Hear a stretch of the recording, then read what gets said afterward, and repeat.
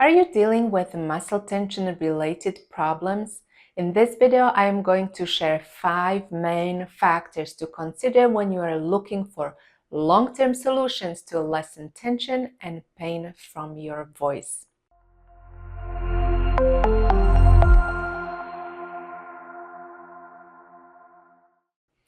Hi, I'm Katarina, speech-language pathologist, and here on this channel, I share practical tips about using your voice in a healthy way. So, if this is a topic that interests you, consider subscribing to this channel and hitting that bell notification icon so that you don't miss any of my future videos.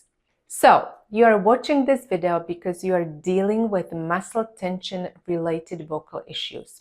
Maybe you have the diagnosis of muscle tension dysphonia, MTD, and maybe you don't. Maybe you have had this condition for some time, and maybe you just got the diagnosis now.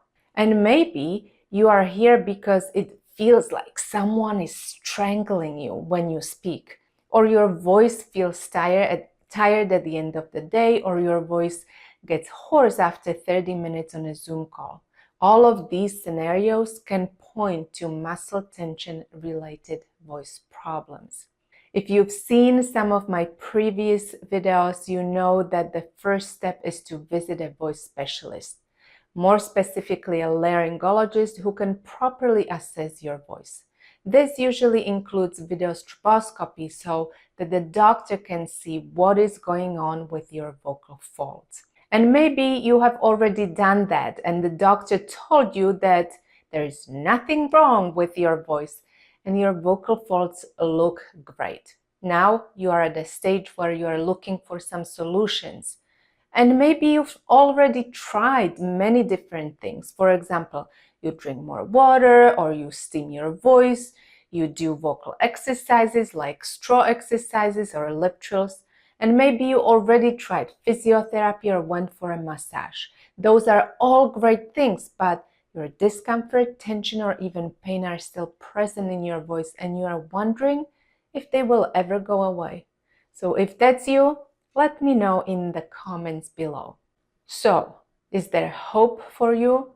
Yes, there is. The key to being successful is to understand that this is a multifactorial, complex problem that needs to be looked at from many different angles.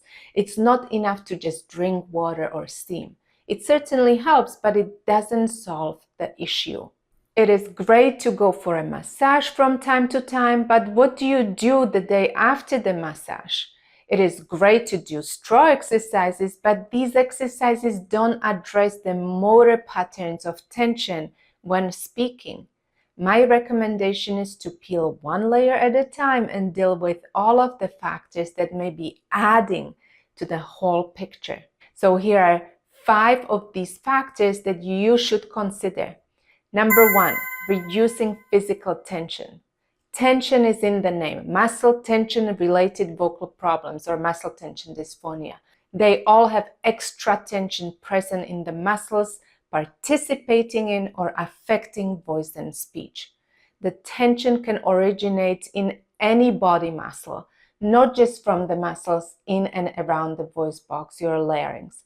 And therefore, it's important to find ways to release this tension. For example, massage and other manual approaches are very beneficial. But this is just one way. Maybe you are the person who actually feels more tension when you touch your own neck or when someone else tries to massage your body.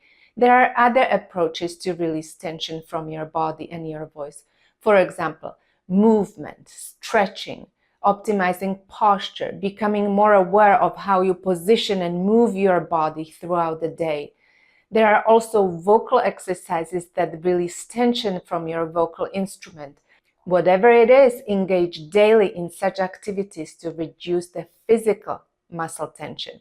Number 2, optimizing vocal function. It's important to know that different vocal exercises have different goals.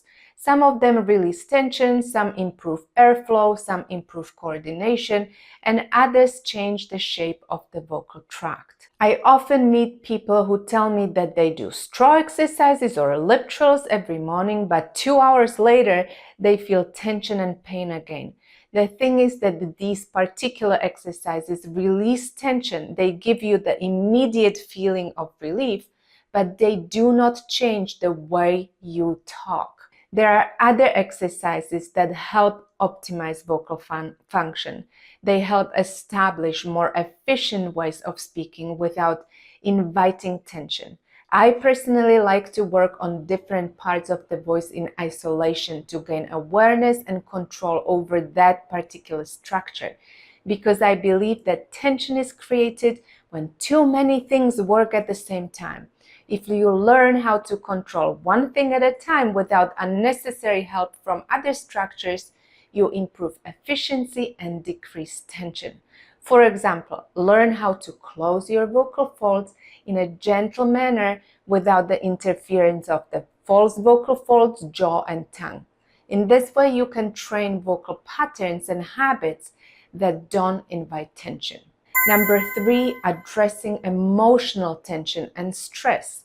In my experience, people who have been dealing with voice issues for some time have thoughts and strong emotions about their voice, vocal disorder, their future, and relationship to their own voice. These thoughts and emotions add extra tension on top of the physical tension that already exists in the body.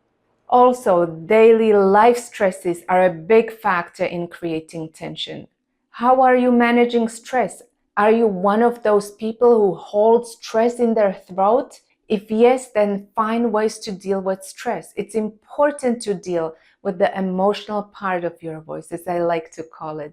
Address your mindset, your thoughts, your emotions. Change negative thought patterns into more positive ones.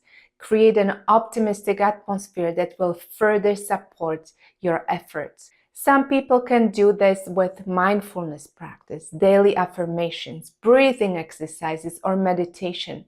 Some people need help from a professional, such as a psychologist. I know it's very challenging, but don't underestimate this part of your vocal journey. If you are experiencing vocal strain, tension, or even pain when speaking, and you are ready to work with me towards a free, strong, and confident voice, you can apply to our Vocal Freedom System coaching program. Check out the links in the description below this video. Number 4, improving vocal endurance. People who are dealing with vocal issues usually lack vocal endurance. At some point in their recovery, they need to do some kind of strengthening and endurance exercises. And this means increasing the length or frequency of vocal exercises. The goal is to be able to use your voice for longer and longer periods of time than before. Vocal pacing can also be very helpful in adjusting the vocal load. Schedule vocal use and voice breaks throughout your day and week so that you avoid days with heavy voice use that can put a lot of strain on your voice, more than your voice can handle right now. Number 5, considering additional factors. There are usually many other factors. Individually, they may not play a huge role, but collectively, they may add tension or prevent you from finding true vocal freedom. Examples are acid reflux, chronic and acute medical conditions, hormonal changes, injuries, environment, lifestyle, diet, personality, family life, and many others. Therefore, it may take a whole team to help you, and it's okay.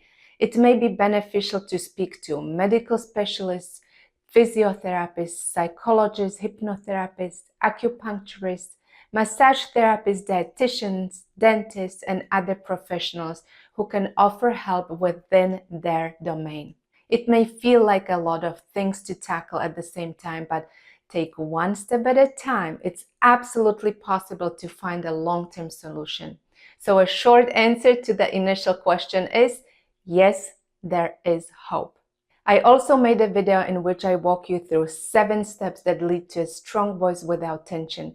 If you want to know what body, voice, and mind factors you need to consider to finally free your voice, click the link in the description below this video. If you found this video helpful, click the like button and share it with your friends. And check out my other videos right here below. I hope to see you soon. Bye.